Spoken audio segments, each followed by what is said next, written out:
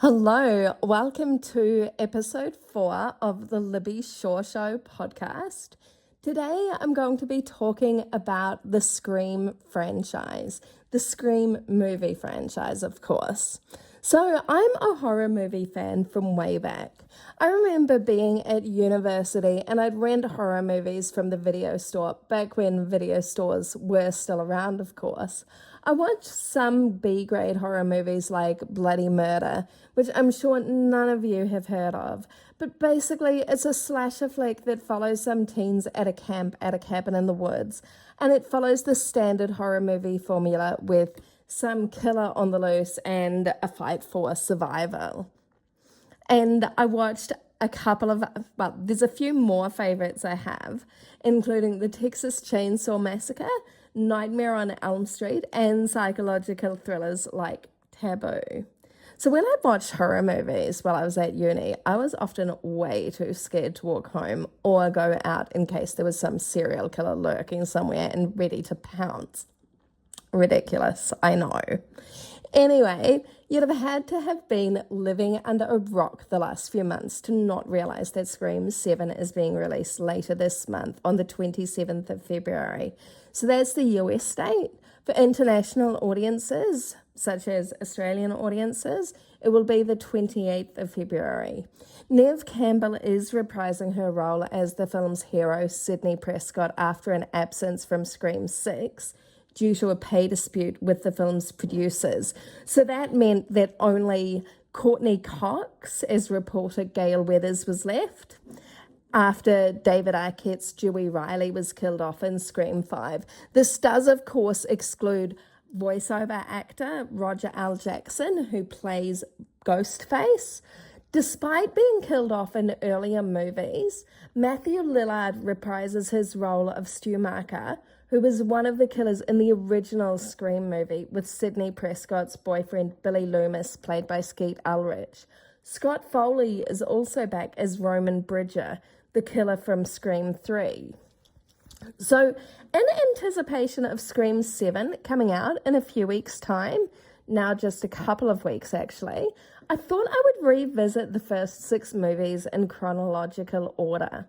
So let's start with Scream 1. Scream 1 was first released in 1996 and marked the start of a new generation of horror movies.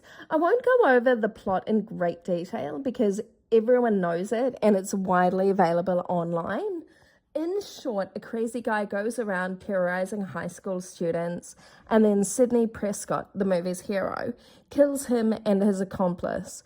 In the first movie, the killers were Sidney's boyfriend, Billy Loomis, and his friend Stu Macher, who was also Tatum Riley's boyfriend. One of my favourite things about the movie is the character Randy Meeks, played by Jamie Kennedy. So Randy was a film geek who worked at the local video store and knew everything there was to know about films, including the rules of how to survive a horror movie. I also really liked Rose McGowan's performance as Tatum Riley, Sidney's best friend, and Dewey's sister. Unfortunately, she was killed off in the movie, just like Drew Barrymore's Casey Becker, both of whom did an excellent job in their roles. Scream 2 was the next installment and was released just a year later in 1997. So the film starts with 2 film attendees, Maureen Evans and Phil Stevens, being killed at the premiere of Stab 2, which was of course based on the Woodsboro killings, the fictional town where all the killings take place. And it eventuates in more characters being killed off, including fan favourite Randy Meeks. Randy is killed about midway through the film when he taunts Ghostface, later revealed as Billy Loomis's mum, Nancy. That was the film's biggest loss. Jamie Kennedy brought a comedic tone to the role that was much needed, and in many ways his character bridged the gap between the audience and the film's universe. Scream 3 is the weakest of the original trilogy and centres around the cast of Stab 3. Each of them gradually gets killed off by the killer, later revealed as director Roman Bridger, who was the product of an affair Sidney Prescott's mother, Maureen Prescott, had when she was working as an actor well before Sidney was born. One of the best parts of the movie, though, is when Randy Meeks makes a video appearance. Before he'd been killed in Scream 2, he'd made a home video that he wanted people to watch if he didn't make it. The video contained the rules of a horror movie trilogy and what each of the characters should do to survive. The movie was weak because the plot was very slow moving and there wasn't much as anticipation as the first two movies had. So this was partially because the plot had to be completely changed because the film was made just 1 year after the Columbine High School massacre, and so the producers were worried that the movie wouldn't be well received with the original plot. So the next installment, Scream 4, wasn't until 11 years later in 2011 when Wes Craven and Kevin Williamson decided to revive the franchise. It was also one of the weakest movies, which isn't surprising given how long it had been since the last Scream movie was released. So the plot centered around the killer wanting to reenact the Woodsboro killings and the Stab franchise. Only the opening sequence was surprising. I was genuinely surprised when I watched it. Unlike the other movies produced so far, Scream 4's killers, Jill Roberts, Sidney's cousin, and Charlie Walker, were quite weak characters. They weren't as well developed as the previous movies. It was, of course, still satisfying seeing Sidney, Gale, and Dewey beat the killers at the end of the film. Now we go on to Scream 5. So Scream 5 was released after yet another long break. It was released in 2022 and was titled Scream, basically setting it up to be a reboot of the original series. Original characters Sidney, Gale, and Dewey all returned to solve the mystery of who Ghostface was in this installment. New cast members included Jenna Ortega as Tara Carpenter and Melissa Barrera as Sam Carpenter.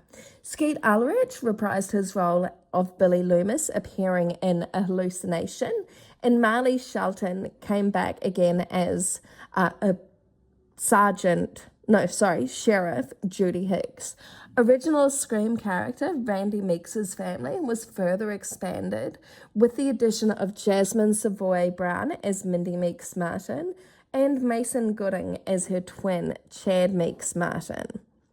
This movie continues the story in Woodsboro with Gale, Sidney, and Dewey all returning to help defeat Ghostface. Unfortunately, Dewey was killed off, as is Sheriff Judy Hicks, who first debuted in Scream 4, and her son Wes Hicks, named in honor of franchise creator Wes Craven. Several new characters are introduced, indicating that the purpose of this movie is to restart the franchise with new leads. The new characters are the Carpenter sisters, Tara and Sam, played by Melissa Barrera and Jenna Ortega, respectively. That should be said in reverse. Melissa Barrera played Sam, and Jenna Ortega played Tara. Anyway, Sam is revealed to be the illegitimate child of one of the original characters, Billy Loomis.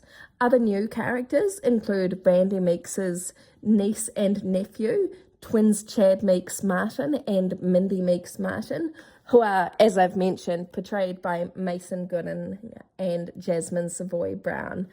Other new characters are Richie Kirsch, played by Jack Quaid, and Amber Freeman, played by Mikey Madison, both of whom are the new movie's killers. Their motives are similar to others that have gone before them. They want to make a requel of the in-universe franchise Stab. For those not familiar with the term, a requel introduces new characters while also starring legacy characters. In this case, Sidney Prescott and Gale Weathers are the legacy characters, as is Dewey Riley. Some argue that a requel is a lazy reboot.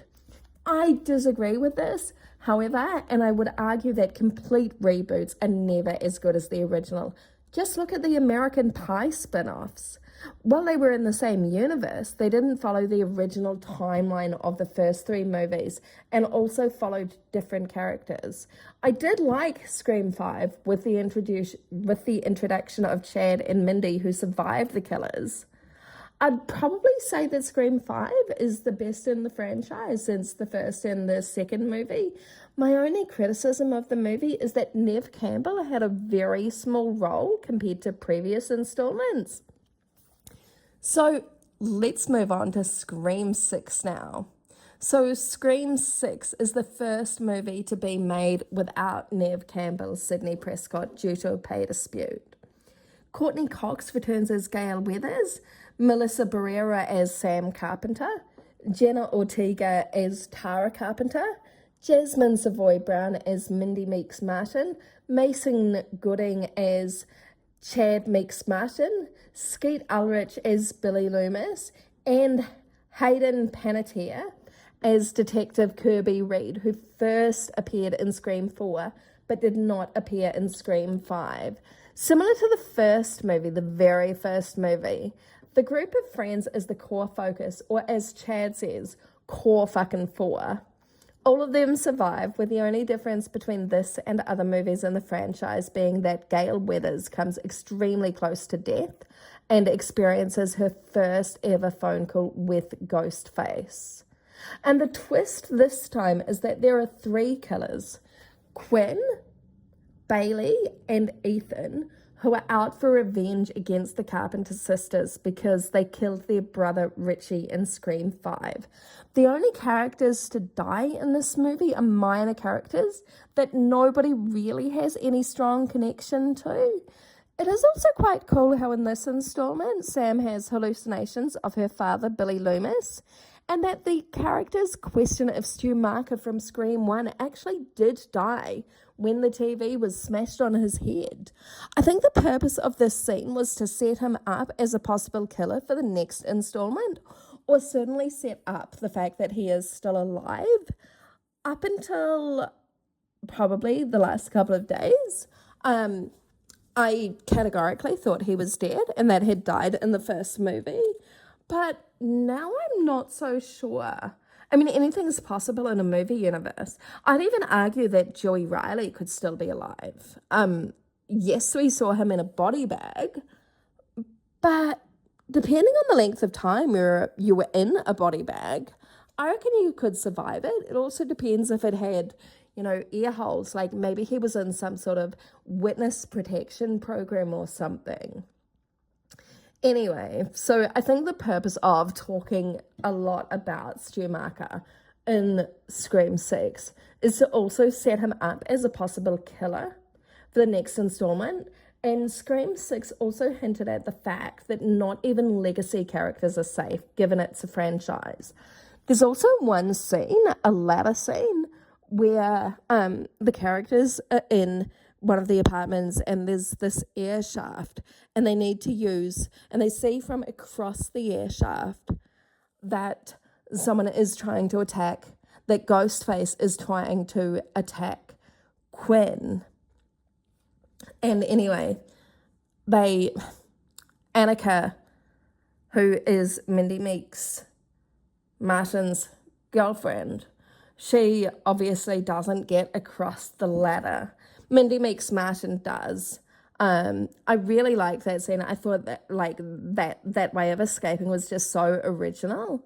And I thought it was really well executed. But it was pretty disturbing as well. The other issue with Scream 6, other than the movie not featuring Neve Campbell as Sidney Prescott, is that some of the kill scenes used AI. Like some of the scenes where Ghostface is stabbing his victim use AI. And it is so obvious AI. And it's not even well done. It doesn't look anything like CGI that had been used in previous movies. So, now that I've talked about the first 6 Scream movies, it's time to talk about what I hope happens in the next installment. There are some things we already know. So we already know that Sidney Prescott will not be killed off. That's a condition of Neve Campbell's contract. She also can't be Ghostface. And given what's been said and done in previous movies, the character that's at the biggest risk of succumbing to Ghostface is Gale Weathers. She's survived 6 movies so far, and I'd argue that she shouldn't be killed off because she is also a legacy character. But the franchise is self-referential, and so her being killed off, it actually can't be ruled out. I hope she's not killed off, though. It also can't be ruled out that she's the new Ghostface who's out for revenge after losing her husband, Joey. But I'm not so sure. I'm not 100% sure. I don't think the writers would suddenly flip Gale Weathers from being an ally to being the main antagonist/villain. I think that would just be a total rewrite of history and it could damage the franchise. So I hope she's not Ghostface and I hope she survives. Media coverage has also reported that, as I've said several times in this podcast, that Matthew Lillard is returning as Stu Macher, despite supposedly dying in the first installment. I wouldn't rule out that he is, in fact, the one who's in the mental hospital. I wouldn't rule that out, but I'm not sure how there could be 30 years without Sydney knowing that. Like, that seems a little far-fetched. But stranger things have happened, and this is a movie. Anything can happen in the movies. And I'm not ruling it out because Matthew Lillard has said in media interviews that he was supposed to be the killer in Scream 3, but the script was revised following the Columbine High School massacre. So I'm very curious to see how his return is played out. I really hope he's not just like some sort of, deep fake AI voice or image as, some people have suggested already. I hope he has a bigger role than that. I'd probably like to see him in the mental hospital himself, just him, and like the audience knows more than Sydney does. I'd quite like to see that, where he's in the mental hospital and then he gets targeted as well. I think that would be a really interesting twist to have him targeted. But I don't, as some other commentators have said, I don't think Sydney would trust Stu to go against the new Ghostface. I'm also keen to see what theories Chad and Mindy come up with in Scream 7 to justify the new series of killings and what motive this new killer has. So, in the trailer, the killer says to Sydney that they grew up together, which does hint at the killer being Stu, but some have also speculated that it's Leslie Macher, which is Stu Macher's sister. So that's just a couple of the theories I've got. I'm happy to do a total deep dive into more theories. But at the moment, my biggest hopes for the movie are that both Sydney and Gale make it out alive. And I think Gale is just as integral to the movie as Sydney is. I also hope that Chad and Mindy survive, as they do have a connection to Randy, who is one of my favourite characters from the movie. I'd love to see Randy somehow return to the franchise, but the only way I can see that happen is if that is also hallucinations, which, it could be done. And I guess I also hope that the door is left open for a Scream 8. Some have already suggested that Scream 8 is in talks. I can't find any hard evidence of that. But anyway, whatever the case is, there isn't long to go. There's just over 2 weeks. And then we can find out in cinemas who the next Ghostface is and just how big Stu Macher's role is. Thanks for tuning in to episode 4 of the Libby Shaw Show podcast.